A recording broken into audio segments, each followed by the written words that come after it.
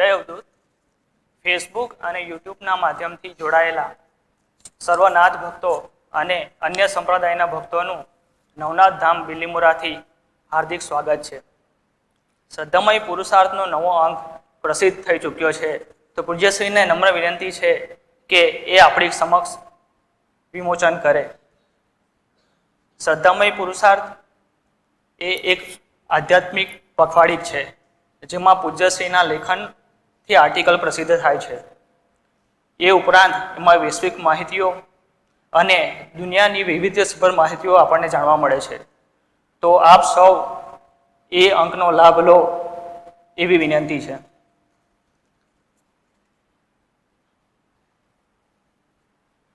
શ્રદ્ધામય પુરુષાર્થ એ પીડીએફના માધ્યમથી હાલ સૌ નાથ ભક્તોને પહોંચાડવામાં આવી રહ્યું છે. જો શ્રદ્ધામય પુરુષાર્થને લગતી આપણને કોઈ પણ પ્રશ્નો હોય તો આપ અમારો સંપર્ક કરી શકો છો. હાલ શ્રાદ્ધ પર્વ ચાલી રહ્યું છે. છેલ્લા 2 ગુરુવારથી પૂજ્યશ્રીએ આપણાને શ્રાદ્ધનું મહત્વ સમજાવ્યું. શ્રાદ્ધને લગતી માન્યતાઓ, ગેરમાન્યતાઓ અને અંધશ્રદ્ધાઓથી આપણને અવગત કર્યા. સાથે સાથે આત્મદેવ અને ગૌકર્ણની રસપ્રદ કથાનું આપણે શ્રવણ કર્યું અને શ્રાદ્ધ પર્વમાં પિંડદાન કર્યું અને પિતૃઓને ભોજન અર્પણ કર્યું. આપ સૌ યુટ્યુબના માધ્યમ અને ફેસબુકના માધ્યમથી પ્રવચન જોઈ રહ્યા છો, તો સૌને નમ્ર વિનંતી છે કે યુટ્યુબ ચેનલ સબસ્ક્રાઈબ કરી લેશો. સાથે સાથે વિશેષ માહિતી દર ગુરુવારે વિચાર ગંગાના પ્રવચનથી પૂજ્યશ્રી આપણને અમૃતવાણીનો રસપાન તો કરાવી જ રહ્યા છે, પરંતુ આ મહામારીના પ્રકોપમાં એમનું અલગ રૂપ આપણને જોવા મળ્યું. ગયા અઠવાડિયે પૂજ્યશ્રીએ સાયકલિંગ કરીને એક આપણને અલૌકિક અનુભવ કરાવ્યો અને એમાં જે સુંદર ગીત જે અંતરું એમણે લીધું, મેં જિંદગી કો નિભાતા ચલા ગયા, હર ફિક્ર કો ધુએં મેં ઉડાતા ગયા. સાચે જ દાદા, તમે અમારી બધી ફિક્રોને ધુઓમાં ઉડાવી દેતા હો છો. અને મને એક પંક્તિ યાદ આવે છે કે ફિક્ર કહે છે કે સોચતી હું કે તેરે દિલો દિમાગ पे दस्तक दूं, सोचती हूँ कि तेरे दिलो दिमाग पे दस्तक दूं, तेरे हौसलों को मैं ध्वस्त कर दूं, लेकिन जब आती हूँ तेरे दिल के द्वार पे और तेरे गुरु का नाम देखती हूँ तो मैं धुआं धुआं हो जाती हूँ. तो હવે પૂજ્યશ્રીને નમ્ર વિનંતી છે કે આજની વિચાર ગંગા પ્રવાહિત કરે. જય અવધૂત. અખંડ મંગલાકારમ વ્યાપ્તમ યેન ચરાચરમ તત્પદમ દર્શિતમ યેન તસ્મૈ શ્રી ગુરવે નમઃ. બ્રહ્માનંદમ પરમ સુખદમ કેવલમ જ્ઞાનમૂર્તિ દ્વંદ્વાતીતમ ગગન સદસમ તત્વમસ્યાદિલક્ષ્યમ એકમ નિત્યમ વિમલમચલમ સર્વધી સાક્ષીભૂતમ ભાવાતીતમ ત્રિગુણરહિતમ सद्गुरु त्वं नमामि.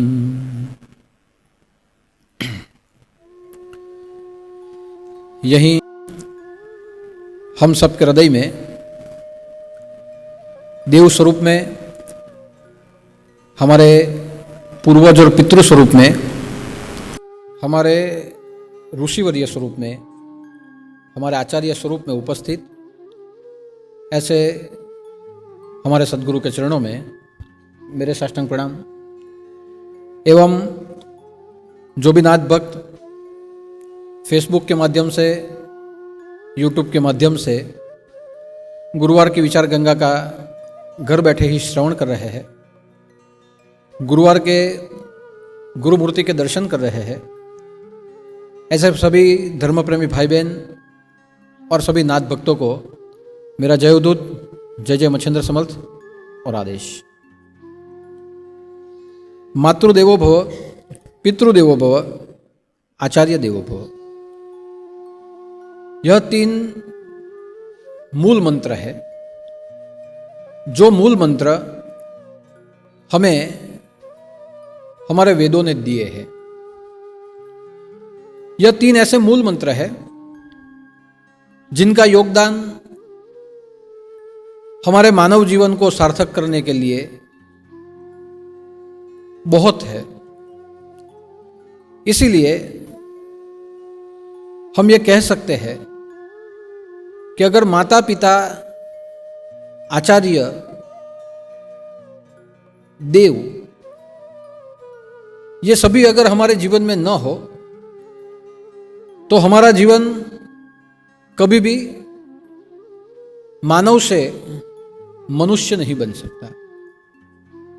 और इसीलिए वेदों की विचारधारा ने हमारे जीवन में यह 3 सूत्रों को मंत्र के रूप में आरोपित किया है।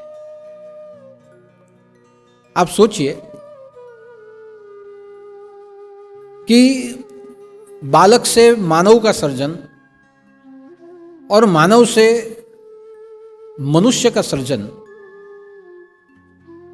ये कहां होता है? तो हम ये जानते हैं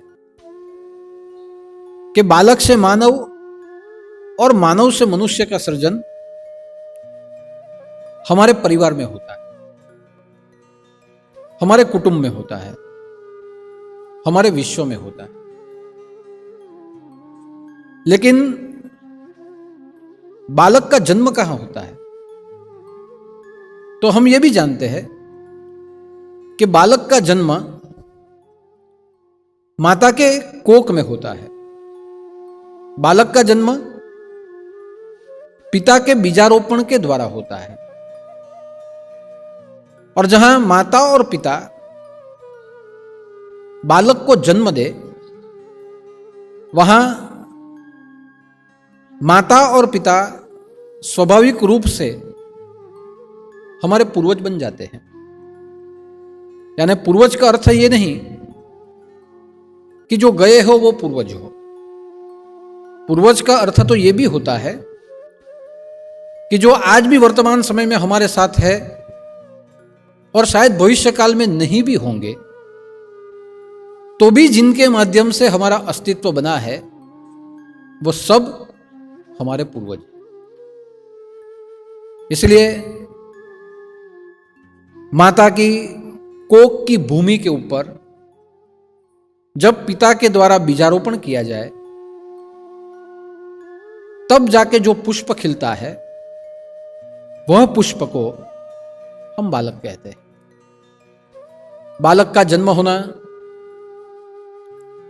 बालक का भरण पोषण होना, योग्य रूप से बालक का विकास होना और विकसित होते होते बालक मानव बनना, बालक से मानव बनाने की जो भी कोई प्रक्रिया है, वह प्रक्रिया करने वाले हमारे माँ बाप यानी मातरम पितरम, ये दोनों होते हैं।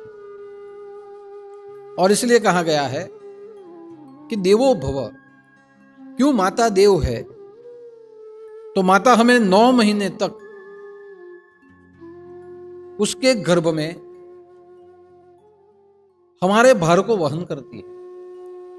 9 महीने तक हमारे पिंड का पोषण करती है।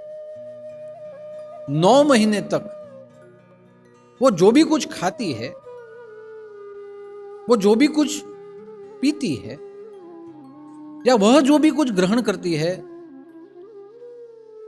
उसके द्वारा हम उसका पोषण ले लेते हैं।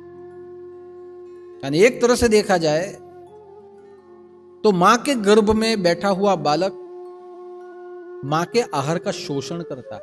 मां पोषण करती है, बालक उसका शोषण करता है। तो देवो भव इसीलिए कहा गया है कि जो 9 महीने तक हमारे भार को वहन करे, अपने जीवन में से हमें नया जीवन जो दे, अपनी जीवन की शक्ति ऊर्जा से हमें ऊर्जा प्रदान करे, अपने आयुष्य से हमें जो आयुष्य दे, और जिसके पेट में रहने के बाद हम इस पृथ्वी के ऊपर मानव के रूप में लोग हमें पहचानने लगे, ऐसी पहचान देने वाली, ऐसा सर्जन करने वाली, ऐसा जीवन देने वाली जो होती है वो माता होती है। इसलिए मां को देव कहा गया, क्योंकि देवों का काम होता है सर्जन करना। देवों का काम होता है हमारे जीवन का विकास करना। देवों का काम होता है हमारे जीवन को प्रकाशित करना। देवों के कर्म या देवों के कार्य जीवों को मारने के लिए नहीं होते। देवता हमेशा सर्जन करते हैं, और इसीलिए जिसके शरीर में से हमारा शरीर सर्जन हो जाए, वो सर्जन करने वाली मातृशक्ति, वो सर्जन करने वाली जगदम्बा, जिसे मातृदेवो भव कहा गया। उसके पीछे देव इसीलिए लगता है कि वो अपने शरीर से अपने बालक का सर्जन कर देती है। हमारी जितनी भी सांसें हैं, उस सांसों का वो संवर्धन करती है, और इसीलिए उसे देव कहा। यानी जो हमें सींच दे, जो हमें सवार दे, जो हमें महका दे, जो अपने आयुष्य से हमें जीवन दे। और कई बार तो ऐसा होता है कि बालक को जन्म देते देते मां अपना जीवन गवा बैठती है, फिर भी मां प्रसूति की पीड़ा को सहन करते हुए भी अपने में से एक नए रूप का सृजन कर देती है। यानी नए रूप का सृजन करने वाली, हमें जीवन देने वाली देवी, उसे देवो भव कहा गया। आज वो न होती तो हम कहां होते, आज उसे न संभाला होता तो हम कहां होते। इसीलिए उसे देवो भव कहा। पितृदेवो भव, क्यों पिता को देव कहा गया? कि 9 महीने मां के पेट में रहने के बाद जब हमने जन्म लिया और जब हमने पृथ्वी के ऊपर हमारे पैर रखे, हमने अवतरण किया, तब जीवन में आचरण क्या होता है, जीवन में आचार क्या है, जीवन में विचार क्या है, जीवन में मानवता क्या है, जीवन में देवत्व क्या है, वो जिनके द्वारा हमने प्राप्त किया, ग्रहण किया, और जिसने हमारे शरीर का पोषण किया, उसी को देव कहा गया। यानी पितृदेवो भव। क्यों पिता देव है? क्योंकि पिता हमारे बीज का कारण है। बिना पिता के मातृ की भूमि के ऊपर, माता के गर्भ की भूमि के ऊपर हमारा बीजारोपण हो ही नहीं सकता। इसलिए बीज देने वाला, बीज में से पौधे को वृक्ष बनाने वाला, वृक्ष से फल, पर्ण और शाख बनाने वाला जो होता है वो पिता होता है। और इसलिए पिता का कर्तव्य आचार, विचार, व्यवहार बालक को सिखाना। पिता जैसे जीवन जिए है, उसी मूल्यों के ऊपर बालक अपना जीवन जिए। यानी जीवन जीने के काबिल बनाना, मानसिक स्तर से, शारीरिक स्तर से, ये दोनों स्तरों से उसको जीवन जीने के योग्य बनाना, यह कार्य जो करता है वह कार्य पिता ही कर सकता है। इसीलिए पिता को देव कहा गया। आप देखिए, देवताओं के चरित्र से हम अपने जीवन के लिए सुचरित्र प्राप्त करते हैं। हमें पता नहीं कि देव कौन है, लेकिन हमारे ग्रंथों में जो चरित्र बताए गए हैं, भगवान राम का चरित्र ले लो, भगवान कृष्ण का चरित्र ले लो, विष्णु, शिव या ब्रह्मा का चरित्र ले लो, जब तक हमने वह चरित्र को पढ़ा नहीं था, तब तक हमने समझा नहीं था कि विष्णु कौन है, शिव कौन है, राम कौन है, कृष्ण कौन है। चरित्र और कथाओं का श्रवण करते हुए हमने चरित्र को चरितार्थ किया, कि हाँ, हमें जीवन में बनना है तो राम के जैसा बनना है, हमें जीवन में बनना है तो कृष्ण के जैसा बनना है, हमें जीवन में विशालता रखनी है तो विष्णु के जैसा व्यापक बनना है, हमें हमारे मानस से कल्याण करना है तो हमारा मानस शिव मानस होना चाहिए। यह हमने कहां से सीखा, हमने कहां से चरितार्थ किया? तो देवताओं की कथाओं के ऊपर से, देवताओं के चरित्र के ऊपर से हमने हमारे जीवन को देवताओं के जैसे बनाने की इच्छा की। तो जो चरित्र निर्माण कर दे वो देव होता है। रामचरितमानस पढ़ने के बाद हमारा चरित्र निर्माण होता है, उसे चरितार्थ करने के बाद हमारा चरित्र निर्माण होता है कि हमें संसार में राम के जैसा सभ्य बनना चाहिए। भगवान कृष्ण के चरित्र को पढ़ने के बाद, चरितार्थ करने के बाद हमारे जीवन को एक आधार मिलता है कि हमें जीवन में पूर्णानंदी बनना चाहिए, हमें जीवन में सम्यक बनना चाहिए, क्योंकि कृष्ण प्रत्येक परिस्थिति में स्थिर थे।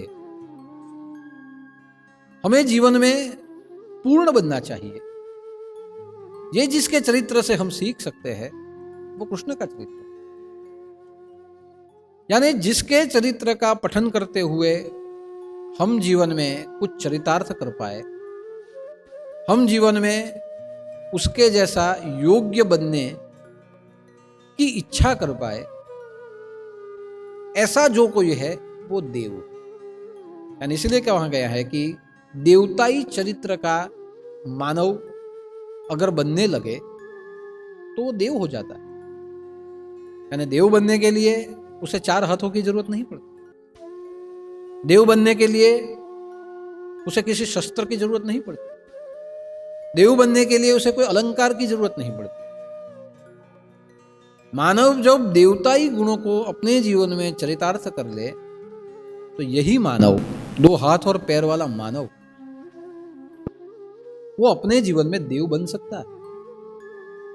इसलिए पिता का काम होता है हमारे चरित्र का निर्माण करना।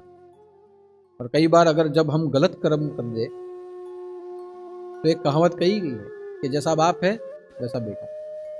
रावण जैसा था इंद्रजीत वैसा ही, जैसा बाप वैसा बेटा। दशरथ जैसे थे राम बिल्कुल वैसे ही थे। तो दशरथ से राम ने कुछ चरितार्थ किया अपने जीवन में और श्री राम के चरित्र को पाए।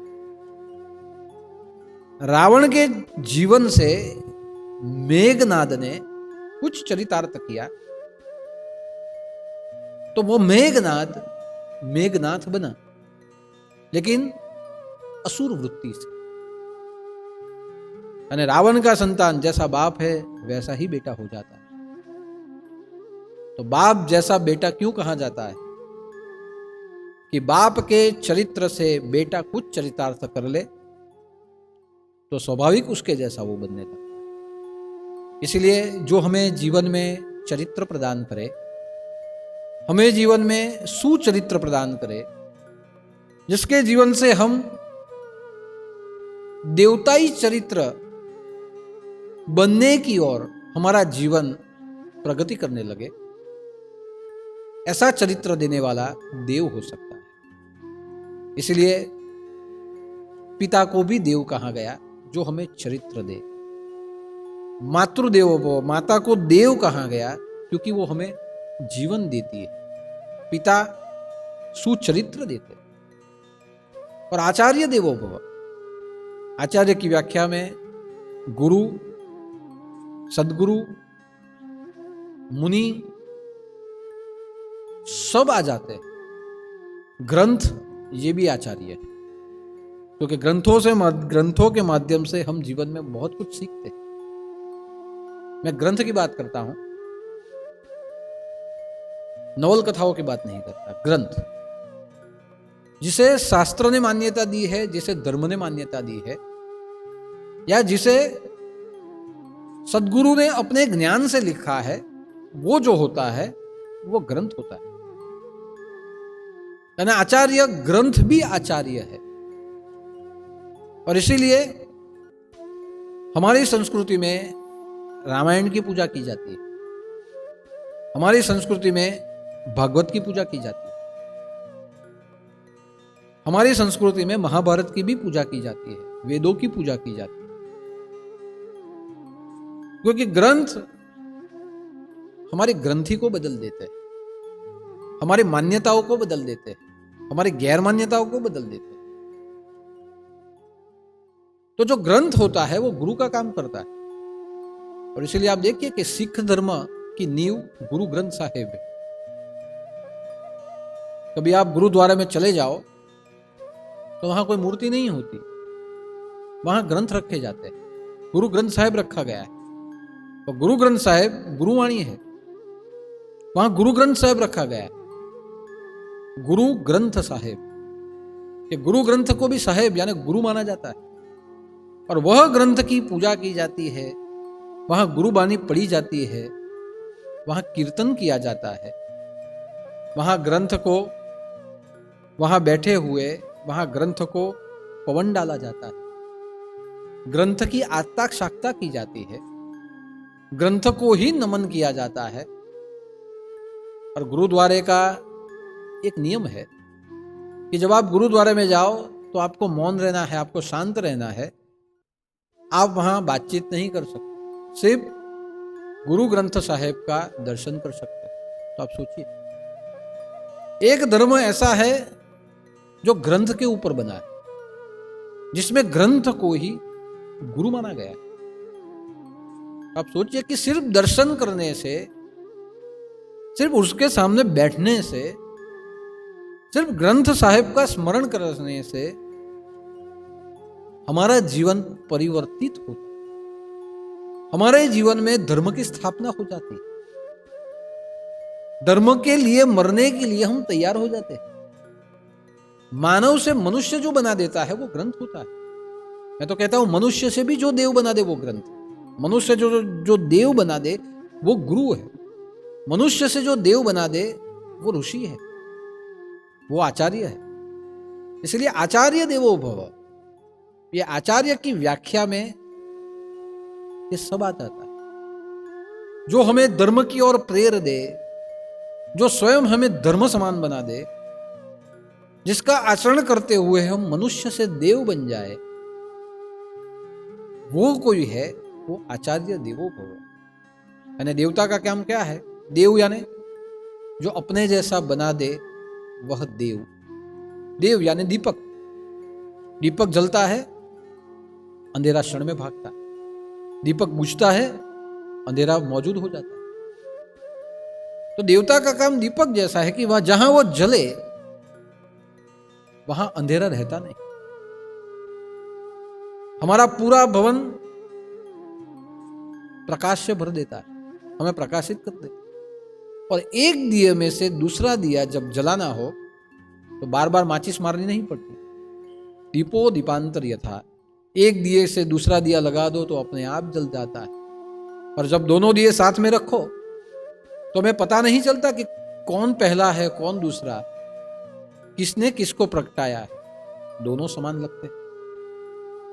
तो जो अपने जैसा बना दे, देवम भूत्वा देवम यजेत, कि जो अपने जैसा बना दे वो देव होता है। और वो देव बनाने का काम आचार्य देवो भव, हमारे गुरु करते हैं, हमारे आचार्य करते हैं, हमारे सदगुरु करते हैं, हमारा ग्रंथ करता है। इसलिए मनुष्य से देव बनाने की प्रक्रिया जिनकी कृपा से हो जाए वो होते हैं आचार्य देवो भव। माता हमें जन्म दे देती है, प्रेम देती है, वात्सल्य देती है, हमारे अंदर में करुणा हमारे जीवन में स्थापन करती है, हमारे जीवन में दया का स्थापन करती है। जो बालक माँ के पास में ज्यादा से ज्यादा बड़ा हुआ हो वो स्वाभाविक उसके अंदर वात्सल्य होता है। पिता हमारे जीवन में हमें आचार विचार व्यवहार और आहार हमें सिखाते हैं। पिता आहार भी सिखाते हैं। जैसे पिता आचार करेंगे वैसे बालक करेगा, जैसे पिता का विचार होगा वैसे बालक का विचार होगा। पिता जो बोली बोलेंगे वो बालक बोलेगा, पिता जो आहार करेंगे वो आहार बालक करेगा। मैंने कई घरों में देखा है,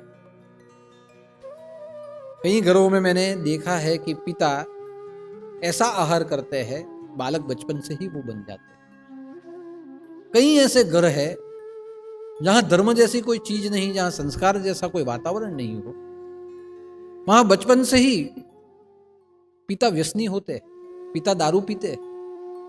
जहां पिता दारू पीने लगे वहां बालक को दारू पीना क्या है वो सिखाने की जरूरत नहीं, बालक अपने आप दारू पीने लगता है।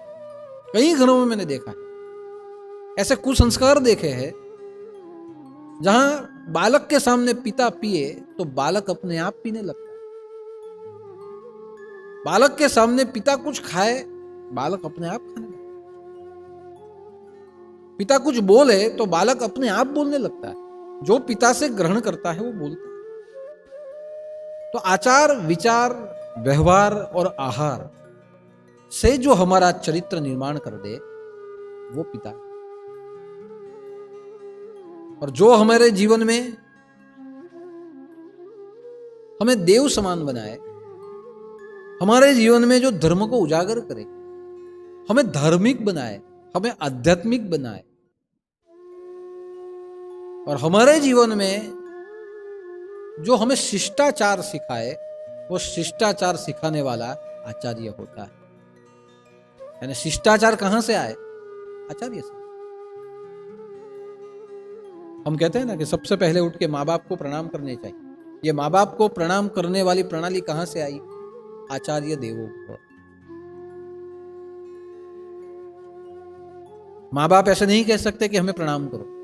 पहले के समय में गुरुकुल में भेजा जाता था, और जहां गुरुकुल में भेजा जाता था वहां गुरुकुल में गुरु सिखाते थे कि सबसे पहले उठने के बाद माँ बाप को प्रणाम करने चाहिए, अपने से बड़े हैं उसको प्रणाम करने चाहिए, अपने से समकक्ष है उसको आदर देना चाहिए, अपने से जो छोटे हैं उसे प्रेम करना चाहिए। तो जब हमारी आंखें खुले तो सबसे पहले हमें माँ बाप को प्रणाम करना चाहिए। ये माँ बाप हमें नहीं सिखाते, हमारी माँ और हमारे बाप ने हमें नहीं सिखाया कि आप हमें हमारे प्रणाम करो। हमें ग्रंथों ने सिखाया है, हमें हमारे गुरु ने सिखाया कि सबसे पहले उठने के बाद माँ बाप को प्रणाम करने चाहिए।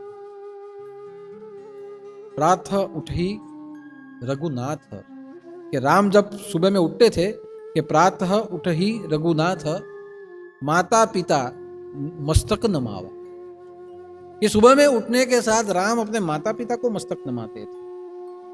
ये एक दिन के लिए नहीं था। जब राम थे अपने गुरु के आश्रम में गए और ब्रह्मचर्य आश्रम में अपने गुरु के साथ रहे, और वहां से रहने के बाद जब भी आए और जब तक अपने माँ बाप के साथ रहे, प्रातः काल उठवी शीश नमावा, कि राम अपना शीश नमाते थे अपने माता पिता के चरणों। तो ये शिष्टाचार किसने सिखाया? ये शिष्टाचार सिखाने वाला, अध्यात्म सिखाने वाला, हमें धार्मिक बनाने वाला वो आचार्य होता है। तो आचार्य के द्वारा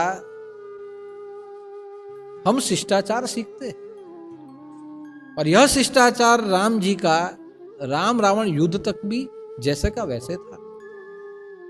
इसलिए जब राम और रावण आमने सामने युद्ध में आ गए तब ऐसा कहा जाता है कि जब रावण सामने युद्ध में आया और राम भी आया तो रावण ने ललकार की कि राम तुम शत्रु हो, युद्ध करो मेरे साथ, क्यों वानरों को मेरे सामने रखो। और जब राम और रावण आमने सामने आ गए तब कहा गया कि अस कही रघुपति रथ चलावा विप्र चरण कमल शीर नमावा, कि जब रावण जब सामने आ जाता है, राम जी के सामने जब रावण आ जाता है तब राम तब जाके रथ ग्रहण करते हैं। और ऐसा कहा जाता है कि राम ने रथ ग्रहण किया ही नहीं, रावण भूमि पे से लड़े हैं राम। तो तब जाके राम अपना धनुष उठाते हैं सबसे पहले रावण को प्रणाम करते हैं कि विप्र चरण पंकज शीश झुका। कि जहां रावण के सामने दो हाथ जोड़े हैं राम ने कि रावण तुम उम्र में मुझसे बड़े हो, तुम ज्ञानी हो, तुम विद्वान हो, तुम ज्योतिष हो, तुम ब्राह्मण हो। आज मैं तुम्हारे सामने लड़ने के लिए आया हूं, तुम्हारी बुराइयों के सामने। जो रावण विद्वान है उससे मैं नहीं लड़ रहा, जो रावण विद्वान है उसके सामने मैं दो हाथ जोड़ रहा हूं। और युद्ध करने के पहले मैं तुम्हें प्रणाम करता हूं, क्योंकि मेरा शिष्टाचार मेरे गुरु ने, मेरे माँ बाप ने सिखाया है कि आपसे बड़े कोई आ जाए, आपसे विद्वान कोई आ जाए, उसे हाथ जोड़ने चाहिए। तो पहला प्रणाम मैं शत्रु भाव को नहीं, मैं तुम विद्वान हो, मैं तुम्हारे ज्ञान को प्रणाम कर रहा हूं। ये शिष्टाचार राम ने रणभूमि में किया है। यही शिष्टाचार युधिष्ठिर ने भी रणभूमि में बताया है। तो ये शिष्टाचार आता कहां से है?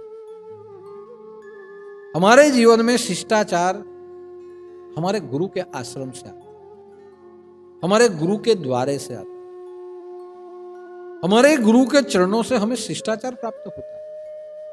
आप देखिए कि जब तक आपने गुरु दरबार में जब आप आए नहीं थे, तब का जीवन क्या है और आज का जीवन क्या है। पहले आप आपके बारे में सोचते थे, आज आप पूरे परिवार के बारे में सोचते हैं। पहले आप कमाएंगे, हम कमाएंगे और हम उसका उपभोग करेंगे, हम उड़ाएंगे, ये हमारी सोच थी। लेकिन जब से गुरु दरबार में आने लगे, तब से नहीं, मैं कमाऊंगा, मेरे माँ बाप के लिए मैं कुछ करूंगा, मेरे आश्रम के लिए मैं कुछ करूंगा। आज जो भी नौजवान है, ये सबकी मेंटालिटी ये है। मुझे सब लड़के मिलते हैं, जब उनकी नई नई नौकरियां लगती है सब मिलते हैं, और जब मिलते हैं तब मुझे एक ही बात करते हैं कि गुरुदेव आपकी कृपा से हम लगे हैं, हमें ऐसा काबिल बनाना कि जो हमें मिले उससे हमारा घर तो चला पाए, लेकिन आश्रम में हम कुछ दे पाए।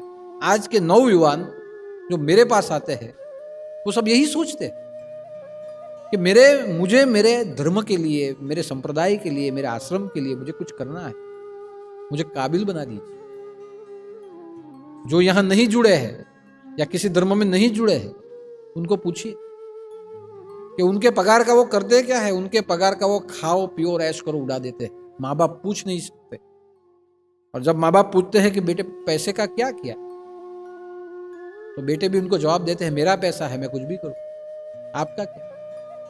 कई घरों में मैंने ये तकरारें भी सुनी है। लेकिन एक बात मैं गर्व से कहता हूं कि यहां गुरु दरबार में, नवनाथ धाम में आने वाले जितने भी युवा धन है, वो स्त्री हो या पुरुष या बालक हो, कोई भी हो, जितनी भी युवा पीढ़ी है, वो युवा पीढ़ी आज भी जब आती है तब शिष्टाचार से आती है।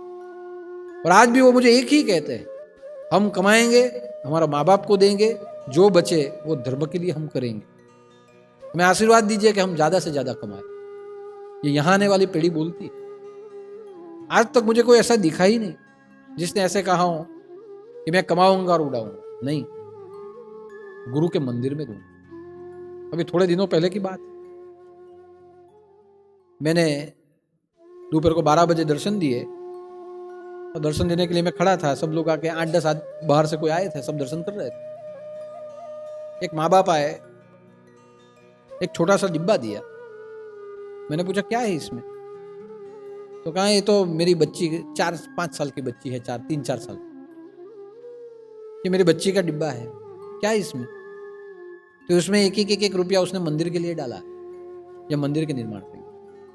आप सोचिए, इतने छोटी 4-5 साल के बच्चे मंदिर निर्माण के लिए 1-1 रुपया डिब्बे में डालते हैं, और हाथ में देके जाते हैं कि मंदिर निर्माण के लिए हमने 1-1 रुपया बचाया। 4-5 साल के बच्चे। आप सोचिए कि शिष्टाचार कहां से आया। यह शिष्टाचार माँ बाप के द्वारा नहीं आया, यह पूर्व जन्म के सदगुरु के संस्कार है, जहां से आज भी ये शिष्टाचार उनके साथ। आप सोचिए, तो शिष्टाचार कौन सिखाए हमें, धर्म कौन सिखाए हमें, विवेक, आदर, सद्भाव कौन सिखाए।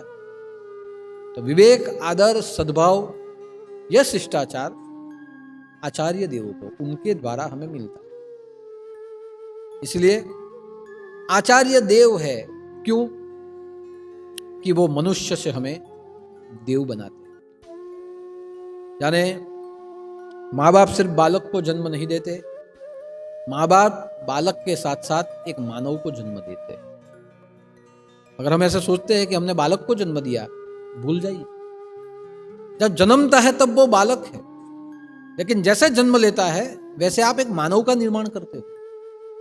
और जैसा आपके घर का वातावरण होगा, जैसे संस्कार होंगे, जैसी आपकी रहन सहन बोलचाल होगी, जैसा आहार विचार और व्यवहार होगा, वैसे ही वो बालक या तो मानव बनेगा या दानव बनेगा। दानव बनने के लिए कोई अलग फैक्ट्री नहीं है और मानव बनने के लिए कोई अलग मशीन नहीं। मानव और दानव माँ बाप के द्वारा निर्माण होते हैं। यानी जब आप बालक को जन्म दो तो समझिएगा कि मैं मानव का निर्माण कर रहा हूं। बालक जन्म से पहले ही समझना है कि हमारे द्वारा जो कोई पैदा होगा वो बालक नहीं, वो मानव बनने वाला है। मानव को हमें पैदा करना है। माँ बाप बालक को मानव बनाते हैं, और जब मानव बन जाता है तब मानव को मनुष्य, और मनुष्य से उसे देवता बनाने का काम सद्गुरु करते हैं। यानी जिसके जीवन में गुरु नहीं वो मानव तक बना रहेगा, लेकिन जिसके जीवन में सद्गुरु आ जाए वो मानव से मनुष्य बन जाएगा, और मनुष्य से वो भगवान बनेगा। यानी मानव से एक उच्च कोटि है मनुष्य की। जब मनुष्य बने उसके बाद ही वो देवता बन सकता है, उसके बाद ही वो भगवान बन सकता है। अर्जुन मानव था, लेकिन अर्जुन को मनुष्य बनाने वाले और मनुष्य से अर्जुन को देव बनाने वाले वो सद्गुरु कृष्ण परमात्मा। इसलिए कहा गया है कि जीवन में मनुष्य निर्माण करने का काम आचार्यों के हाथ में।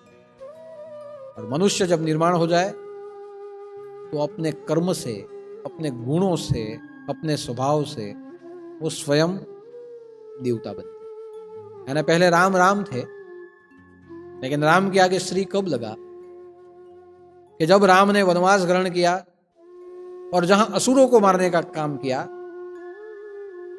तब राम श्री राम बने। जब राम ने रावण का वध कर दिया तब राम भगवान बने।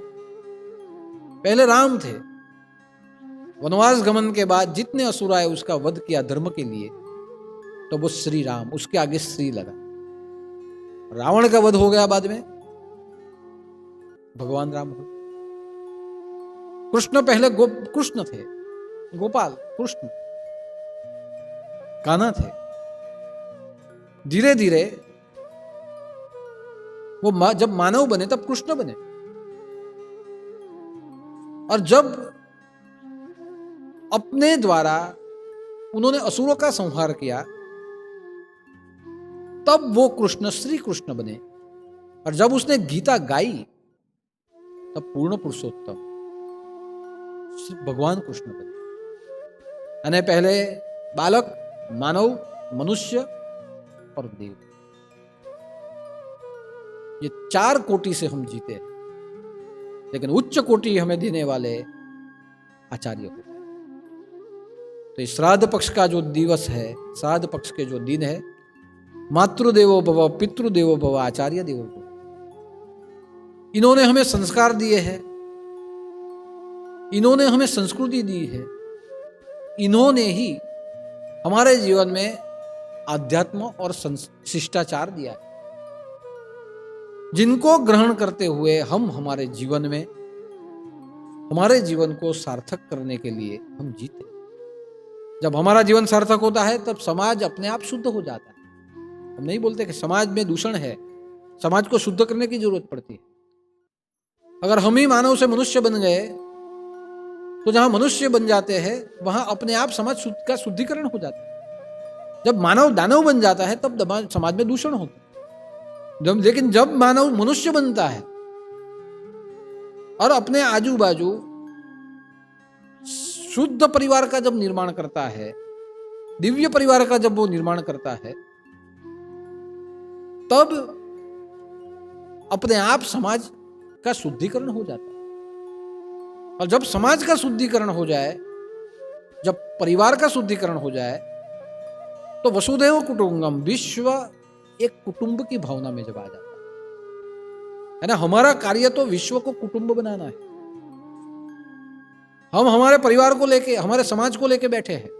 परिवार तो बहुत अच्छा शब्द है, हम समाज को लेके बैठे हैं, क्योंकि समाज जहां होता है वहां जाति होती है, समाज जहां होता है वहां ज्ञाति होती है, समाज जहां होता है वहां ऊंच नीच होती है। मैं ब्राह्मण, ये शूद्र, ये क्षत्रिय, ये वैश्य, ये समाज की सोच है कि मेरा ब्राह्मण समाज, मेरा शूद्र समाज, ये वैश्य समाज, ये क्षत्रिय समाज, एक ऊंच एक नीच, मैं पैसे वाला, ये गरीब, मैं शुद्ध, ये तुच्छ, ये समाज की सोच है। और जहां समाज से हम रहे वहां ऊंच नीच जाति पाति में रहे। समाज जहां परिवार में बदल जाए वहां जाति पाति ज्ञाति सब निकल जाती है। वहां एक स्वभाव के लोग, एक सद्विचार वाले सब जहां एक हो जाए वहां परिवार। और जहां परिवार बढ़ता जाए, सद्विचार वाले जहां बढ़ते जाए, सुसंस्कार वाले जहां इकट्ठा होते जाए, कुछ नई योजनाओं का जहां निर्माण करके लोगों को उसका लाभ दिया जाए, जीव जंतु तंतु, तब वो परिवार बढ़ते बढ़ते कुटुंब हो जाता है। और वो कुटुंब जब होता है तब पूरा विश्व उसमें समा जाता है। यानी हमारा काम वसुधैव कुटुंबकम, विश्व को कुटुंब बनाना है। लेकिन हम बालक से मानव बनने के बाद समाज के अंदर हम सिकुड़ जाते हैं। और जहां हम समाज में सिकुड़ते हैं वहां जाति पाति मतभेद वहां उपस्थित होते हैं। इसलिए धर्म संप्रदाय क्या करते हैं? तो धर्म संप्रदाय परिवार बना लेते हैं। हमने यहां परिवार बनाया है, हम नहीं बोलते हमारा नाथ परिवार, हमने संप्रदाय बनाया है। संप्रदाय जहां आए वहां रिस्ट्रिक्शन हो जाती है, वहां दीवार होती है, वहां एक मर्यादा होती है। यम नियम को निभाना यह संप्रदाय की एक मर्यादा। लेकिन संप्रदाय बनने से पहले हमने परिवार बनाया है। तो जितने भी आध्यात्मिक संप्रदाय है ये परिवार है। क्यों परिवार है? जहां जाति पाति का स्थान है। आज आप देखिए हमारे आश्रम में जाति पाति है। हमारे आश्रम में वीवीआईपी, वीआईपी, मोस्ट वीआईपी ऐसा कुछ कैडर है। हमारे आश्रम में ब्राह्मणों के लिए कुछ अलग व्यवस्था, शूद्रों के लिए कुछ अलग व्यवस्था है? कुछ नहीं। हमारा आश्रम परिवार है, हमारा नाथ संप्रदाय परिवार है। वहां हर जाति, हर पाति, हर धर्म, हर संस्कृति के लोग अपने आत्म जागरण के लिए आ जाते हैं। एक समान सबको जहां दिया जाता है। हमारी सेवाएं भी सबको एक समान मिलती है। हमारा ट्रस्ट जो सेवा करता है सबको एक समान होता है। ये क्यों? क्योंकि हम परिवार हैं। और जहां परिवार आ जाए वहां परिवार में कोई जाति पाति ज्ञाति होती नहीं। परिवार सर्व सभी जगह से समान है। पारिवारिक भावनाएं समान होती है, जहां मतभेद नहीं होते। और यही परिवार के द्वारा जब हम कुछ अच्छे कार्य करें तो वो कार्य हमारे विश्व के लिए होते हैं, विश्व में संदेश पहुंचाने के लिए होते हैं, विश्व को प्रोत्साहित करने के लिए होते हैं। ये लॉकडाउन की स्थिति में हमने जितने भूखे थे, जो रोड के ऊपर बैठते थे, हर रोज कमाते और हर रोज खाते थे, उनके चूल्हे बंद हो गए। उनके पास खाने के लिए पीने के लिए कुछ नहीं था। लेकिन मैंने सोचा कि हम परिवार के हैं, हम परिवार के लोग हर गुरुवार को खाते हैं, हमारा भंडारा चलता है, हम जो आए उसको भोजन प्रसाद देते हैं। तो जब लॉकडाउन का समय है और हम जब नहीं खा पाएंगे तो हमारा जो बचेगा खाएगा कौन? तो क्यों ना हम लोक सेवा करें विश्व के लिए। तो जो हम करते थे वही हमने भूखों के पेट तक पहुंचाया। इसीलिए मैंने पहुंचाया। क्यों? अब तक हम परिवार की भावना से करते थे, अब जब विकट समय आया है, जहां चूल्हे बंद हो चुके हैं, जहां छोटे बच्चों के लिए पीने के लिए पानी और दूध की व्यवस्था नहीं है, एक बिस्किट की व्यवस्था नहीं है, आओ हम परिवार की भावनाओं को व्यापक करते हुए हम वैश्विक भावना की ओर जाए और विश्व को एक संदेश दे कि जैसे हमने किया है आप करो। महामारी आती रहेगी लेकिन हमारे देश में कोई भूखा नहीं बचे। ये देवभूमि है, प्रत्येक घर में अन्नपूर्णा बैठी है, तो क्यों न हम हमारी अन्नपूर्णा को भूखों तक पहुंचा दें। मैंने उस समय पे विश्व का विचार किया। मैं चाहता सब बचा सकता था, मैं चाहता जैसे का वैसे रख सकता, आराम कर सकता था, लेकिन मैंने आराम नहीं किया, मैंने विश्राम किया। विश्व के लिए एक विश्राम कि जो जो भूखे हैं उसके पेट तक पहुंचाएंगे, वो खाएंगे, उनको आराम मिलेगा, हमको विश्राम मिलेगा। ये हमने किया। बहुत कम धर्म संप्रदाय वाले थे जिसने किया। शायद उस समय पे मेरा ऐसा मानना है कि यह विस्तार में हम ही पहले खड़े रहे। और आज भी जब हमारे वॉलेंटियर जब जाते हैं या वॉलेंटियर नहीं जाते, कोई और चला जाता है और कहते हैं कि हम आश्रम से आए हैं, कुछ बात होती है, तो जिन जिन झुपड़ियों में हमारा भोजन पहुंचा है वो बोलते हैं। 2-3 दिन पहले की बात है, कहां से मुझे बात आई कि हम किसी जगह गए थे यहाँ बिलीमोरा में, और वहां गए, वहां किसी ने कहां से आए, तो हम आश्रम से आए। तो उन्होंने झुपड़ी में से उन्होंने बोला कि आप दादा के आश्रम से आए, एक बात तो माननी पड़ेगी, दुनिया थक गई, दादा थके नहीं, गरम गरम हमको खिलाया। आप सोचिए, खाना तो हर कोई खिला दे, लेकिन गरम गरम हमको खिलाया, अच्छे से अच्छा खिलाया। सब थक गए, दादा लगे रहे। ये जब बात मेरे कानों पे आई तब मैंने माना ये जो आया है यही आशीर्वाद है। बाकी कौन हमें कैसा, ये आशीर्वाद गरम गरम खिलाए। आप सोचिए कि मैं मेरी प्रशंसा नहीं कर रहा हूं, मगर मैं आपको बता रहा हूं। मैं बहुत कम बताता हूं अपने बारे में, फिर भी मैं बता रहा हूं कि परिवार की भावना थी। परिवार की भावना हमने विश्व के लिए डाइवर्ट कर दी। क्या हो, हम विश्व को कुछ दे, विश्व को संदेश दे, लोगों को प्रोत्साहित करें, जो भूखे हैं उसको खिला के उनका जीवन बनाए, उनके जीवन का संरक्षण करे। और वो हुआ। तो परिवार से जात पात चली जाती है, और जब जात पात चली जाए और परिवार जब बढ़ता जाए, वह परिवार कुटुंब बन जाता है। और जहां वह परिवार कुटुंब बने तो विश्व में प्रत्येक प्राणी मात्र के लिए कल्याण, प्राणी मात्र के कल्याण के लिए वहां काम होते हैं। तो आज का जो ये दिन है, मातृदेवो भव, पितृदेवो भव, आचार्य देवो भव, उनके लिए श्रद्धा व्यक्त करने का दिन, उनको तर्पण करने का दिन, उनको भोजन पहुंचाने का दिन, उनको मरने के बाद उनको संस्कार देने का दिन, उनको सुविधा देने का दिन, ये श्राद्ध पक्ष का दिन। और आज सबसे महत्वपूर्ण दिन है कि आज श्राद्ध पक्ष के 15 दिनों में अंतिम दिन सर्वपितृ अमावस्या का दिन। सर्वपितृ अमावस्या का दिन पृथ्वी पे आए हुए हमारे पूर्वजों को विदाई देने का दिवस।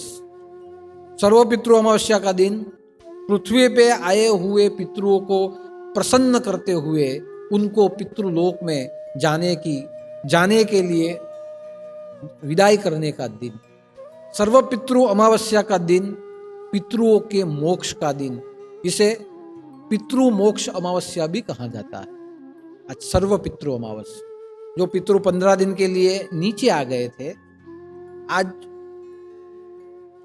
पितृलोक में जाने के लिए वो दरवाजे पे खड़े हैं। आज वो जाना चाहते हैं, आज उन्हें हमें विदाई करना है, मगर वो ऐसी विदाई चाहते हैं कि हम उन्हें प्रेम से विदाई करें, हम उन्हें भरपूर उनकी आगता सागता उनकी पूजा करके उनकी विदाई करें, उनको सम्मान दे के हम विदाई करें, ताकि वापस पितृपक्ष में हमारे घर में आने की इच्छा उन्हें हो। पुनरागमनाय च, कि आप जा रहे हो, वापस आना। जब आप आएंगे, आपके स्वागत के लिए हम दिल खोल के वहां खड़े रहे। यानी आज विदाई देने का दिन है, जिसे सर्व पितृ अमावस्या का दिन कहा। आज महालयी अमावस्या है कि जो पितृ 15 दिन के लिए यहां निवास कर चुके हैं, वो आज अपने आप यहां से चले जाएंगे। उन्हें जो टाइम दिया गया है पृथ्वी लोक पे हमें मिलने का, वो आज पूरा हो रहा है। कई पितृ प्रसन्न होकर जाएंगे, जिन्हें श्राद्ध मिला है वो प्रसन्नता पूर्वक जाएंगे, जिन्हें कुछ नहीं मिला है वो दुखी होकर कोई, वो श्राप तो नहीं देंगे लेकिन हमसे दुखी होके वो जाए। कई है सुखी होके जाएंगे, कई है प्रसन्न होके जाएंगे, और कई पितृ ऐसे होंगे जो आज यहां से सीधे मोक्ष लोक चले जाएंगे। यानी हमारे पितरों को कैसी विदाई देना, यह हमारे गुण, हमारे स्वभाव और हमारे कर्म के ऊपर आधारित है। और गुण, कर्म और स्वभाव हमारे पूर्वज के द्वारा हमने पाए। हाँ, किसी संगत में आके वो हम बिगड़े हैं, किसी के प्रभाव में आके हम रास्ता भटके हैं, लेकिन जिसने ग्रंथ का माध्यम रखा, जिसने गुरु का सानिध्य रखा, जिसने अपने जीवन में धर्म बनाए रखा, वो निश्चित है कि आज वो अपने पूर्वजों को हंसते हुए विदाई देंगे। प्रसन्नता पूर्वक आज के दिन इनकी मुक्ति, मोक्ष और विदाई। ऐसा कहा जाता है कि सर्व पितृ अमावस ये पितृओं का दिन है। सर्व पितृ अमावस में हर 15 दिन, श्राद्ध पक्ष के 15 दिन, भाद्रपद कृष्ण पक्ष के 15 दिन हमने उनका श्राद्ध किया। जो तिथि में वो गए थे उस तिथि के दिन हमने श्राद्ध किया। अब मानो कि हम ये दिन चूके हैं, उनकी तिथि पे श्राद्ध करना हम भूल गए, तो आज का एक दिवस ऐसा है जो सर्वमान्य दिन है। अगर हम तिथि पे श्राद्ध करना चुके हैं, तो आज के दिन किया हुआ तर्पण, आज के दिन किया हुआ श्राद्ध, आज के दिन किया हुआ अन्नदान, आज के दिन किया हुआ पिंडदान, वो उनको पहुंच सकता है। यानी आज का दिन सर्वमान्य दिवस, कि अगर ये 15 दिन में हम चुके हैं, तो आज सूर्यास्त होने के पहले तक जो कुछ हमें बाकी है हम उनको अर्पण कर सकते हैं। सूर्यास्त होने के पहले तक उन्हें याद कर लेना जरूरी है। अगर भूले हैं तो सूर्यास्त के पहले तक हम श्राद्ध कर सकते हैं। इसीलिए इसे सर्व पितृ अमावस्या कहा गया। हमारे पंचांग में अमावस और पूनम का महत्व है। हमारे जीवन में जैसे कहा जाता है, अंधेरा और उजाला, सकारात्मक और नकारात्मक, अच्छा और बुरा, दैविक और आसुरी, पाप और पुण्य, ये दोनों में हमारा जीवन विभाजित हुआ है।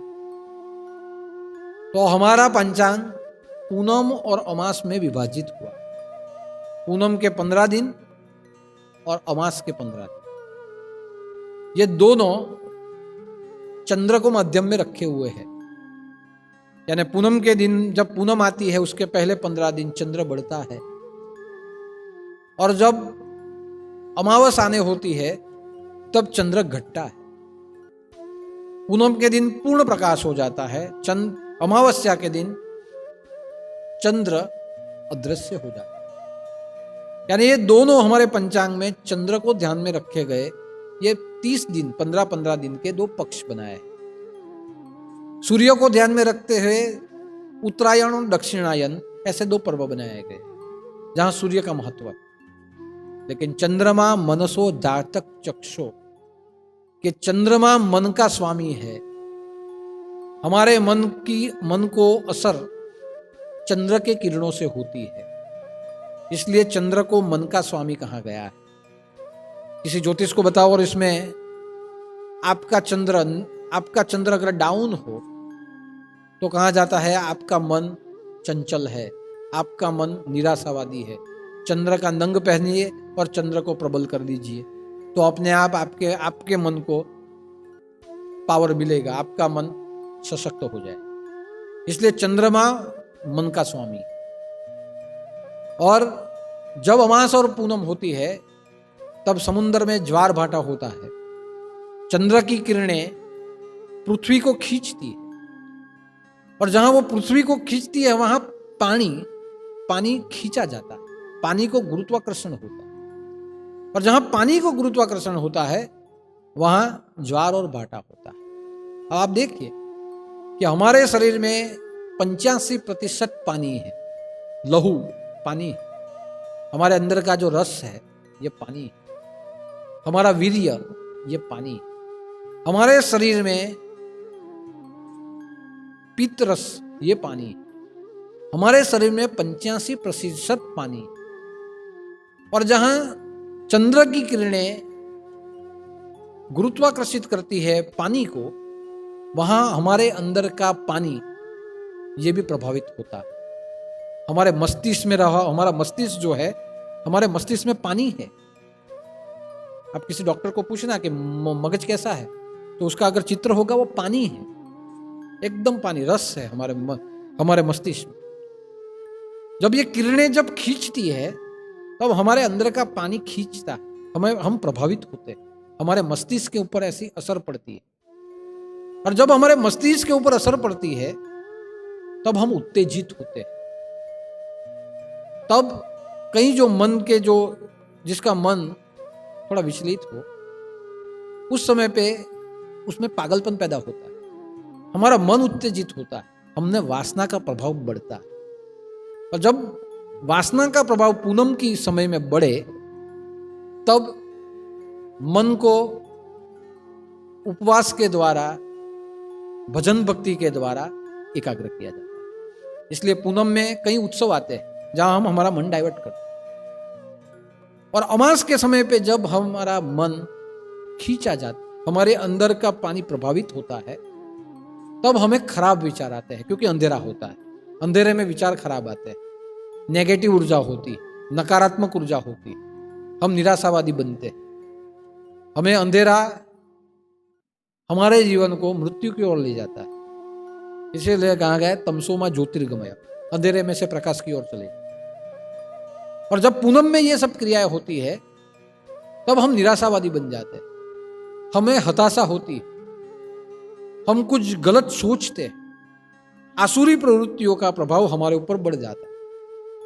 और जब आसुरी प्रवृत्तियों का प्रभाव हमारे ऊपर बढ़ जाए तब हमें अनुष्ठान करना है, जप करो, दान करो, धर्म करो, कि आपका मन जप दान और धर्म करने के कारण पॉजिटिव रहे, सकारात्मक रहे। और पूनम के समय में उत्सव मनाओ कि जो उत्तेजना आई है वो उत्तेजना आपकी उत्सव में डाइवर्ट हो जाए, आपकी वासना साधना में बदल जाए।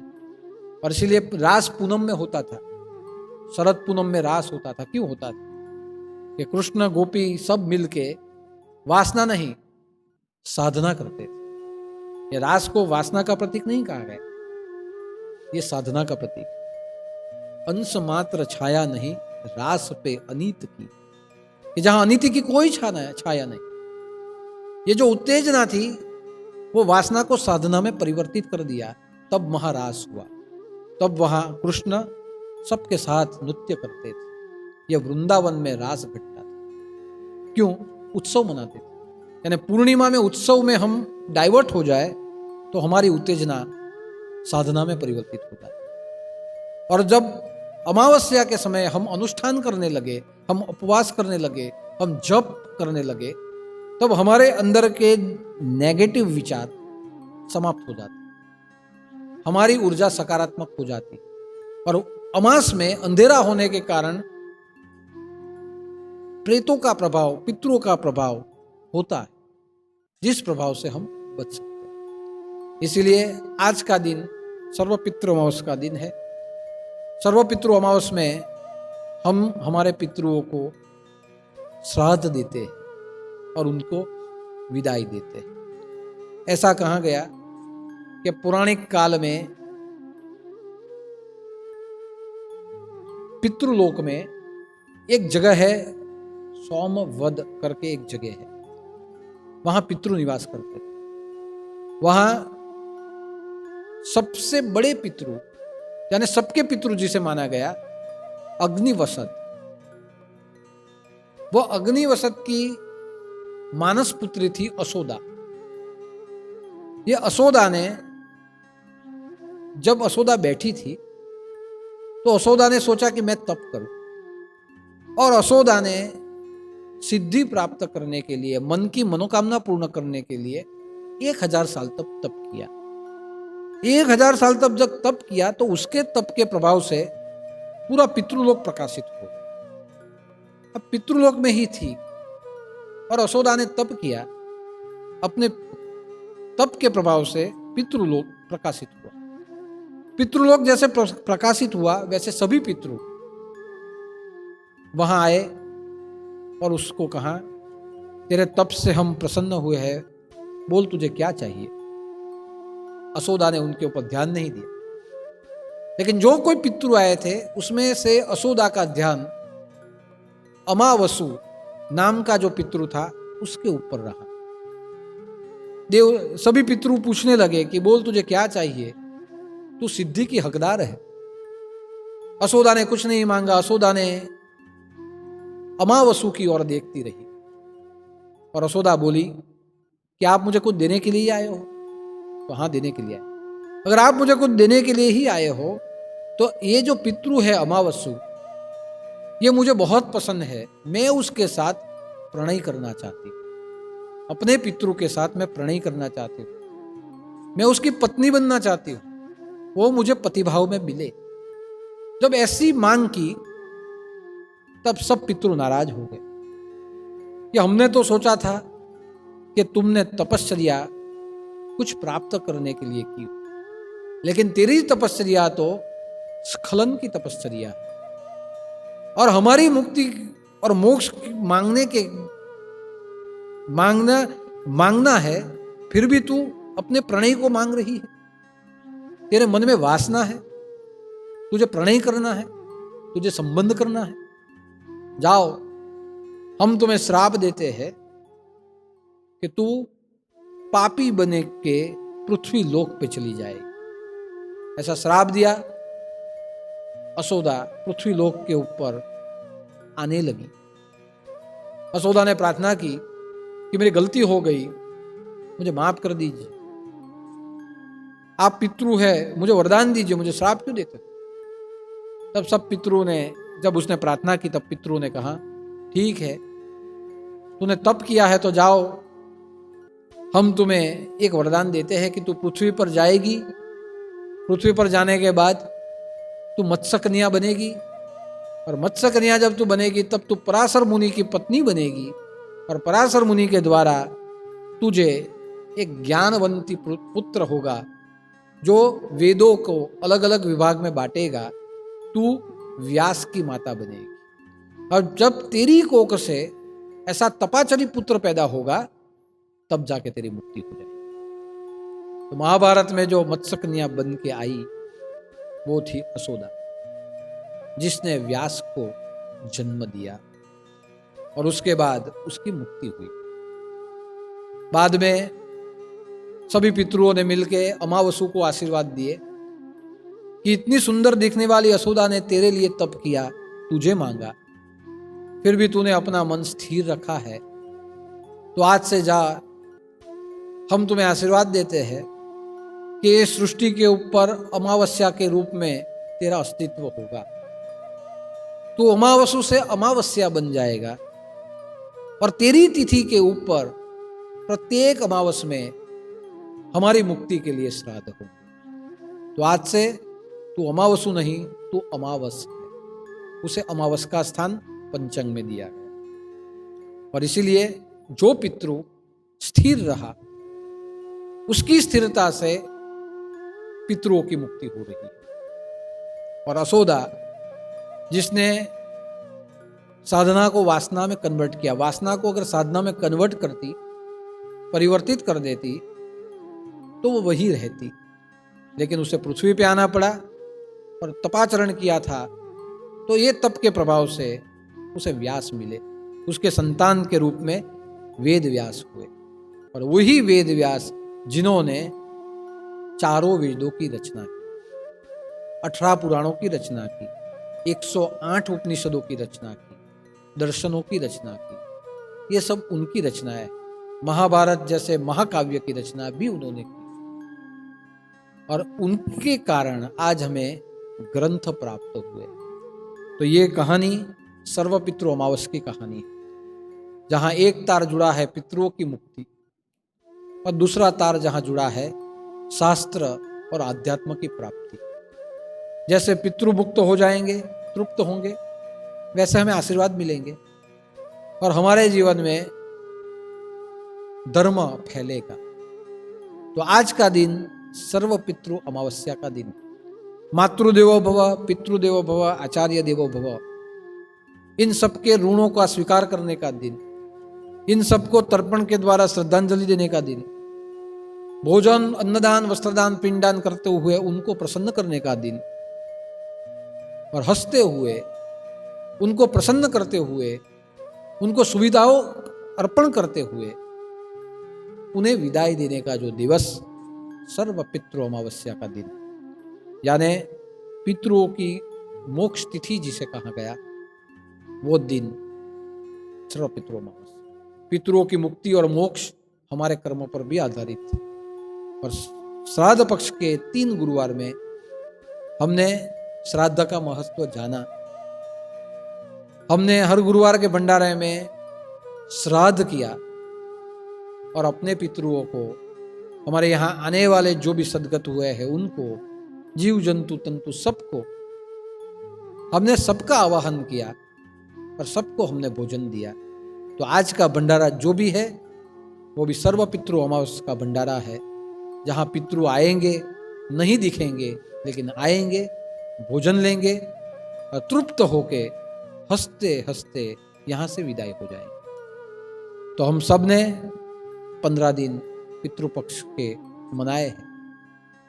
प्रत्येक भक्तों ने अपने अपने घर में भी मैंने देखा है श्राद्ध किया है। जिन्होंने श्राद्ध किया है, मुझे विश्वास है कि आपका श्राद्ध श्रद्धा बन के उनके जीवन तक पहुंचा है। आपके पितृ कभी आपसे नाराज नहीं होंगे, आपके पितृ सदा आपको आशीर्वाद ही देंगे, आपको आयुष्य देंगे और सदा आपके ऊपर उनकी कृपा रहेगी, ऐसा मेरा संपूर्ण विश्वास है। हमारे गुरुदेव की भी कृपा आपके ऊपर रहेगी। तो आज का दिन सर्व पितृ अमावस्या का दिन है। 25 बार मन में गुरु मंत्र बोलते हैं और बाद में गगन की ओर एक बार फिर से हाथ खड़े करेंगे, उनका आवाहन करेंगे और उनको कहेंगे कि भले आप पितृलोक में जा रहे हो, राजी खुशी जाइए, श्राद्ध पक्ष में वापस आइएगा, आपकी व्यवस्था के लिए हम तैयार हैं।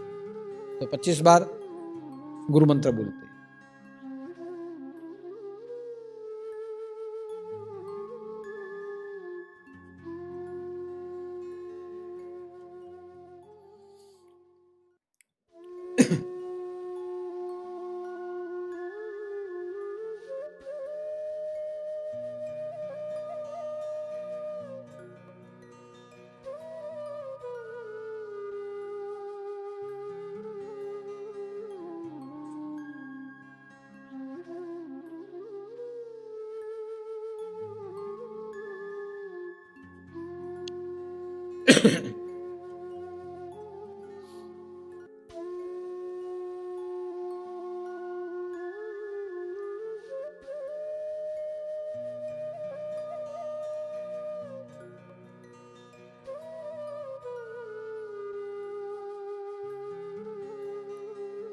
गोरक्षझालन्नर चर्पटाश्च अड़वंगकानीफमच्छेन्दराज्य चौरंगी रेवाणक भर्तुहरिसज्ञा भूम्याम्ब भूर्णनवनाथ सिद्धः।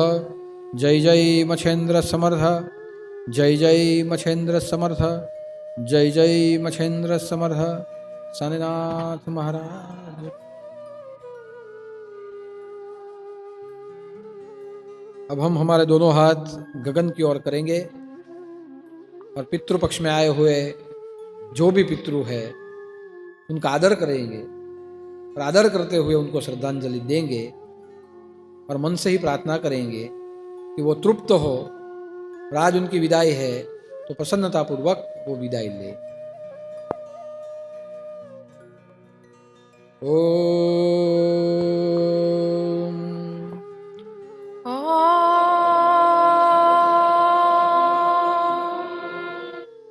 इष्ट देवताभ्यो नमः। इष्ट देवताभ्यो नमः। कुल देवताभ्यो नमः। कुल देवताभ्यो नमः। स्थान देवताभ्यो नमः। स्थान देवताभ्यो नमः। ग्राम देवताभ्यो नमः। ग्राम देवताभ्यो नमः। वास्तु देवताभ्यो नमः। वास्तु देवताभ्यो नमः। वाणी हिरण्यगर्भाभ्यां नमः। वाणी हिरण्यगर्भाभ्यां नमः। शचि पुरंदराभ्यां नमः। सचि पुरंदराभ्यां नमः। लक्ष्मी नारायणाभ्यां नमः। लक्ष्मी नारायणाभ्यां नमः। उमा महेश्वराभ्यां नमः। उमा महेश्वराभ्यां नमः। परम गुरुभ्यो नमः। परम गुरुभ्यो नमः। सद्गुरुभ्यो नमः। सद्गुरुभ्यो नमः। माता पितृ चरण कमलेभ्यो नमः। माता पितृ चरण कमलेभ्यो नमः। सर्वेभ्यो देवेभ्यो नमः। सर्वेभ्यो देवेभ्यो नमः। सर्वेभ्यो पितृभ्यो नमः। सर्वेभ्यो पितृदेवेभ्यो नमः। जन्मभूमिभ्यो नमः। जन्मभूमिभ्यो नमः। जन्मभूमिभ्यो नमः। जन्मभूमिभ्यो नमः। जन्मभूमिभ्यो नमः। जन्मभूमिभ्यो नमः। सर्वदेवताभ्यो नमः। सर्वदेवताभ्यो नमः। ब्राह्मणेभ्यो नमः। ब्राह्मणेभ्यो नमः। एतत् नमस्कारं समर्पयामि। एतत् नमस्कारं समर्पयामि। अब मैं यहाँ से जो मंत्र बोलूँ हम सब बोलेंगे। ओम नमो भगवते। ओम नमो भगवते वासुदेवाय नमो नमः। वासुदेवाय नमो नमः। ओम नमो भगवते। ओम नमो भगवते वासुदेवाय नमो नमः। वासुदेवाय नमो नमः। ओम नमो भगवते। ओम नमो भगवते वासुदेवाय नमो नमः। वासुदेवाय नमो नमः। ओम नमो भगवते। ओम नमो भगवते वासुदेवाय नमो नमः। वासुदेवाय नमो नमः। ओम नमो भगवते। ओम नमो भगवते वासुदेवाय नमो नमः। वासुदेवाय नमो नमः। ओम नमो भगवते। ओम नमो भगवते वासुदेवाय नमो नमः। वासुदेवाय नमो नमः। ओम नमो भगवते। ओम नमो भगवते वासुदेवाय नमो नमः। वासुदेवाय नमो नमः। ओम नमो भगवते। ओम नमो भगवते वासुदेवाय नमो नमः। वासुदेवाय नमो नमः। ओम नमो भगवते। ओम नमो भगवते वासुदेवाय नमो नमः। वासुदेवाय नमो नमः। हम दो हाथ जोड़ते हुए बंद आँखों से हमारे पूर्वज, हमारे पितृ, आचार्य, देवता ऋषि मुनि सभी को दो हाथ जोड़ते हुए, मस्तक झुकाते हुए प्रणाम करते हैं और उनको प्रार्थना करते हैं कि श्राद्ध पक्ष के 15 दिनों में हमने सदा आपका स्मरण किया, सदा आपका चिंतन किया, आपके जो भी विचार थे उन विचारों के ऊपर आचरण करने के लिए हम कटिबद्ध हुए हैं।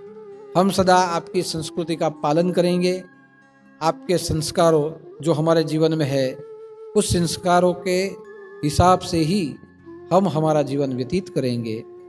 हम सदा आपका नाम रोशन हो ऐसे धार्मिक क्रियाएं हम जीवन में करते रहेंगे। हम आध्यात्मिक बनेंगे और हमारे जितने भी वंशज जो भविष्य में होंगे उनको हम आपके दिए हुए संस्कार, संस्कृति और शिष्टाचार हम हमारे वारसे में हम उनको देंगे। ऐसा हम आपको विश्वास देते हैं।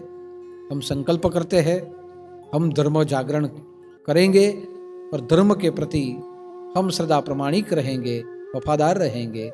ऐसी प्रार्थना हम बारंबार आपके चरणों में करते हैं। सर्वपितृ अमावस का दिन आपकी विदाई का दिन है। जैसे हुआ वैसे हमने आपकी सेवा की, पिंडदान के द्वारा, भोजन के दान के द्वारा, वस्त्रदान के द्वारा, अन्नदान के द्वारा, जो भी हम हो सके हमने यथा किया है। हमारा स्वीकार कीजिए और प्रसन्नतापूर्वक आप अपने लोक में आप सिधाए, अपने लोक में आप जाए और वापस जब भी पितृपक्ष हो आप जरूर आए, हमारे घर में आपका आगमन रहे। हम आपकी सेवा, आपका सत्कार सदा हम करते रहेंगे। ऐसी दो हाथों जोड़ते हुए हम उनके चरणों में प्रार्थना करते हैं। हमारी जो भी त्रुटि रही हो हम हमारे पितरों से क्षमा मांगते हैं कि हमारी कोई भूल चूक हुई हो तो माफ़ करना। हमारे नाथ परिवार को, हमारे परिवार को, हमारे राष्ट्र को, हमारे विश्व को आपकी कृपा की आवश्यकता है। आपकी कृपा बनी रहे ऐसी हम प्रार्थना करते हैं। एक बार हम शांति पाठ साथ में बोलेंगे।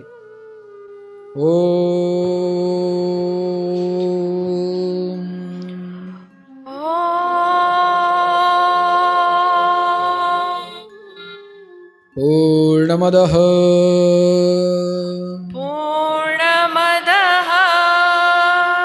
पूर्णमिदं पूर्णात् पूर्ण उदच्यते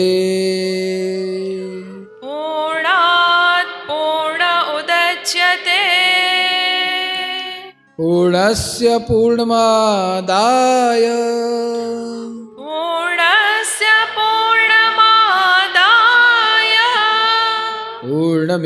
पूर्णमेवावशिष्यते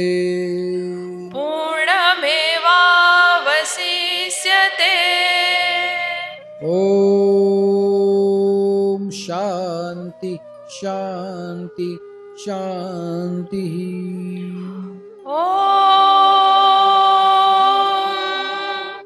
शांति शांति शांति।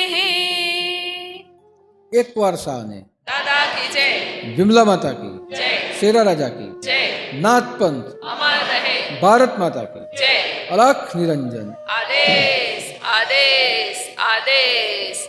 एक बार छोटे दादा की जय।